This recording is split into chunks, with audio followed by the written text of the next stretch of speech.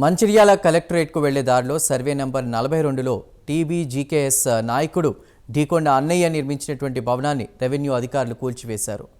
అన్నయ్య నిర్మించినటువంటి భవనం అక్రమ నిర్మాణం అని, అందుకే ఆ భవనాన్ని రెవెన్యూ మున్సిపల్ అధికారులు కూల్చివేశారని ఎమ్మెల్యే కొక్రాల ప్రేమ్ సాగర్ రావు తెలిపారు.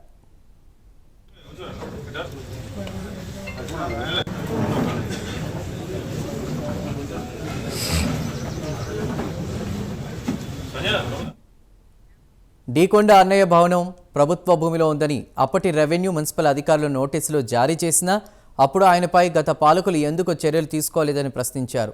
ఎవరు తప్పు చేసినా ఉపేక్షించేది లేదని, వారిపై చట్టపరమైన చర్యలు ఉంటాయని హెచ్చరించారు. మంచిర్యాలలో యువత గంజాయి మత్తుకు బానిసై వారి భవిష్యత్తును నాశనం చేసుకుంటున్నారని, గంజాయి ఆనవాళ్లు మంచిర్యాలలో కనిపించవద్దని పోలీసులను ఇప్పటికే ఆదేశించామని అన్నారు.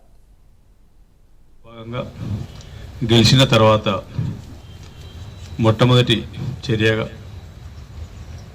ఆ కార్యక్రమం తీసుకొని అప్పటి వరకు ఏదైతే మొదటి 2 ఎకరాలు ఇంటిగ్రేటెడ్ మార్కోసం మున్సిపాలిటీ వాళ్ళకి హ్యాండ్ ఓవర్ చేయడం జరిగింది R&B వాళ్ళు.